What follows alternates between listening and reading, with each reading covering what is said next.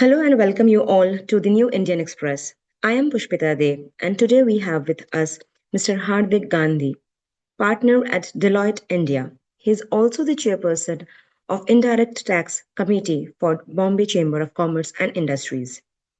Today we will discuss about the recent GST reforms and how the industries will be going to implement the rate rationalization for the consumers. Thank you so much, sir, for joining us. Thank you. So, first thing I would like to get an understanding of about how do you think the government could compensate the revenue loss they are expecting, although they have very specifically mentioned that it's not a revenue loss, but the estimate is around 480 billion for That's right. this rate rationalization and removal of compensation cells. So, Right. what is your thought? Like, what will be the mechanism to address that? See, I think according to me, there is, as you rightly mentioned, that the government has made the point very clear that while there is a shortfall in the revenue, but if you see in essence, there is no shortfall or there is no revenue loss to the government or any state government for that matter. Okay. So that's point number one. I think, of course, in the GST Council meeting, also we heard that some of the states wanted some calculation to be presented that look, this is a loss which X amount of loss where the state government will have, and what are the plans where central government will then reimburse or pay back that loss to them.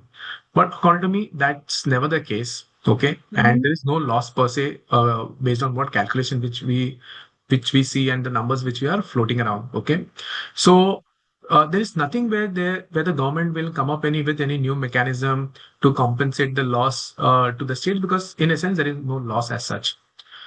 In the past, there has been a mechanism whereby the states were compensated initially for bringing them on board on GST in 2017. Okay, Mhm. and in 2017, when the GST was introduced, for the first time, the center and the states they came together to have a federal tax system, which is central GST and state GST, right? Mhm. And to bring them on board, what the government did is that, look, we will compensate the states, as in the central government will compensate the states for any loss of revenue, okay, in comparison with the earlier taxes at a interest rate of 14% per annum. Hmm? Mhm. And that was, I would not say a carrot, but that was one of the factor which or helped to get states on board when for implementing GST. Mhm. States, when what they do and what we understand is how possibly they try and calculate their calculation is that this 14% was to be calculated for the 5 years, initial 5 years of GST. But now if you take that same base and keep calculating that this is the revenue which the states should have received, but Mhm. now we don't receive because for whatever reason the revenues are not going up because of the economic cycle, etc. But that Mhm. doesn't mean then that uh, there is any comparison, or rather there is not a right comparison so as to say between what the state should have received if they continue with that same 14% year on year growth, okay, in their revenues, vis-a-vis the what actual revenues which the states could receive based on the consumption or the economic cycle. So if you were to, and therefore then you are not comparing apple to apple, and then the point comes is that look, the states are losing revenue. However, the fact that there is no apple to apple comparison, because one, you are calculating revenue loss based on 14% growth rate, while the economy Mhm. itself is growing at, let's say, 6 to 7%, right? But it was only for the initial period. Then a compensation cess was introduced to give that cushion to the states. But now all of that is over, so there is no question that of any additional compensation or loss of revenue to be given by the center to the states for any loss of their revenue. Mhm. Got it. So, but particularly the opposition states have asked about any mechanism to address because the compensation cess won't be there anymore. However, government has specified that compensation cess will be there for the sin items and all those tobacco products, and bearing and that will be the only category of goods which will have till the time the loans are cleared.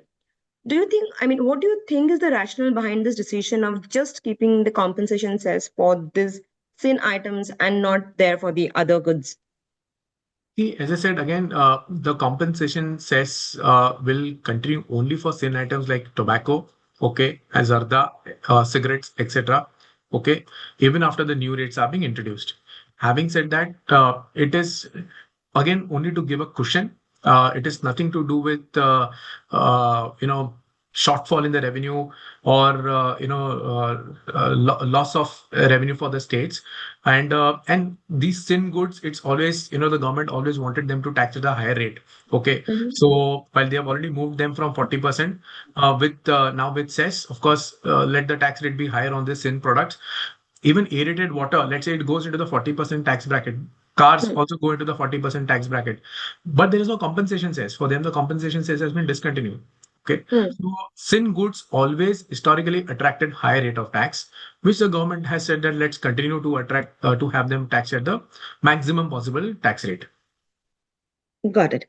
So also, we have seen that the government has asked to implement this new rate by 22nd of September. And before the reforms came, the companies were expecting some buffer of time to pass on the new rate and to do the pricing. Right. So, do you think there will be any sort of challenges, or how will the company be able to pass on the new rate structure to the end products? Because the idea was to help the customers, to benefit the customers. No, absolutely. Now, see, effectively, while the GST Council meeting happened on 3rd and 4th of September, okay. However, if you see the rate announcement, or rather the rate rationalization announcement was made on 15th of August, 2025. Hmm. And of course, when the announcement was made, it was spelled out that the slabs of 12% and 28% will get collapsed into 5% and 18%. And of Hmm. course, the commodities which are there under the 12% slab, largely 95 to 99% of the commodities would get, grouped under 5% slab rate, right? Now, that's one part. So therefore, announcement, it's not that it came on 3rd or 4th. The directional announcement came way back on 15th of August 2025. Hmm? Hmm. Now there are two ways to look at this point. One, of course, the companies need time to configure their IT system, to put in the rates, so that and calculate what is the tax incidence which needs to be passed on to the consumers. All of that needs bit of time.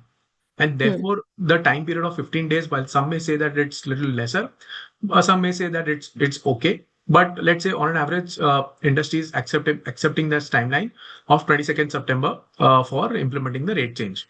Hmm. But the other side of the problem is that fact that there are certain non-essential commodities like air conditioner, cars, dishwasher, where the rates are going down, let's say from 28% to 18% for ACs and for dishwashers. Cars, the rates for less than 1200 cc, the rates is going down to 40%. There, there has been a challenge whereby the today, because that in the anticipation that the rates are going to go down, Hmm. consumers like possibly like you and me would think that let the rates go down and possibly I'll defer my decision to buy the Hmm. product after 22nd September with a lower GST rate. And effectively then, because for me as a consumer, more important is that as lowest the price, if I'm getting it right. So because of this delay, consumers, for particularly for the non-essential commodities, the decision deferment is leading to a lot of business impact in terms of the sales for the companies. And the ask Hmm. from the industry also has been that, look, please try and implement the rate and make it effective as early as possible. But to balance out that, look, time required for implementing the rate change in the systems, calculating what is the rate impact to be passed on the consumers, vis-a-vis balancing the demand and the supply situation in the market. I think Hmm. this 10 days or 15 days has been taken to balance both the sides. Earlier, the announcement was that it will be brought during the course of Diwali. But again, of Hmm. course, there's a festive season coming up in next 10 days. Hmm. You really can't wait for Diwali, right? And Right. even the quarter end for the listed companies is getting at a closure on 30th September. And if Hmm. something goes wrong, in the sense that the rates are deferred, effective date is deferred, then the quarter end also becomes an issue for the listed companies, and it has a lot of ripple effect. So Hmm. therefore, the whole idea is to have it as soon as possible, but also give time to the company to implement. Got it. Even in this GST reforms, there is no mention of any concrete anti-profiteering mechanism. And also, we have seen that NA has not been functional. Now it has moved to GST Council to take care of all such cases. With no anti-profiteering regulations in place, do you think that companies will follow this, or how can the government ensure that the companies actually pass on the rate cut to the end consumers? If you see the remark which was made by the Revenue Secretary in the post GST Council press conference, Mm-hmm. 2 points which came out very clearly was that the number of the cases which were identified, okay, during the GST implementation, 2 year, 3 years of GST implementation, were hardly some hundreds of cases, okay, Mm-hmm. and the revenue impact was also not that material in the overall scheme of things. Good. Largely, the observation was at that point of time, which means you may have some businesses where they might have not complied for whatever reason, right, Hmm. wrong. I think it's a very, very subjective issue. Having said that, but largely the point he made was that the industry was compliant. Okay, businesses were compliant, and therefore the government does not want to over-regulate at this point of time, make the life little easier for businesses to implement the rate change and have that trust and the confidence in the businesses that they will pass on the rate change to the consumers. Okay. Okay. Of Hmm. course, the government will keep a watch. Okay. It's not that they are going to let it off so easily, but I think over regulation or regulating such things has never helped. And you see, Mm-hmm. even in the past, all those matters related to anti-profiteering has ended up in litigation in the courts. And Hmm. beyond a point, again, it adds to a lot of complexity in doing things, right? So Right. therefore, to for the ease of doing business, I think government has decided that let industries take a call. The only guidance which is that look, if there is a rate reduction, pass on the full benefit of rate reduction to the consumers. And today, when I speak to, let's say, the businesses and industry, most of them have by and large accepted that, look, they have experienced anti-profiteering in the past. And at this stage also, they want to pass on the benefit to their consumers. There is no point in, doing anything and making it difficult, because if something gets picked up at a later stage, you get into the bad press and everything, which they Hmm. don't want, right? So therefore, broadly, we feel that the industry is going to be compliant in passing the full rate reduction to the consumers. Got it. Just one last question, sir. So Please. we have seen that exporters are hoping to benefit from this rate cut because right before the GST reforms came, exporters got the shock of US tariff. And a lot Right. of sectors were struggling with the US tariff imposition. Although ministry has clarified that GST reform started, the planning started way before this kind of geopolitical situations arrived. How Right. do you think that this kind of reforms could eventually help the exporters who are badly hit by this US tariff or the overall geopolitical situation right now? Right. See, as you rightly mentioned, Pushpita, is that these reforms were long overdue. Okay. Hmm. And even when GST was introduced in 2017, we created 4 to 5 rate structures, okay, which is 5%, 12, 18, 28, and then, some lower rates for other items, and then exemptions, and Hmm. then you have cess. So it was a little bit of complicated structure.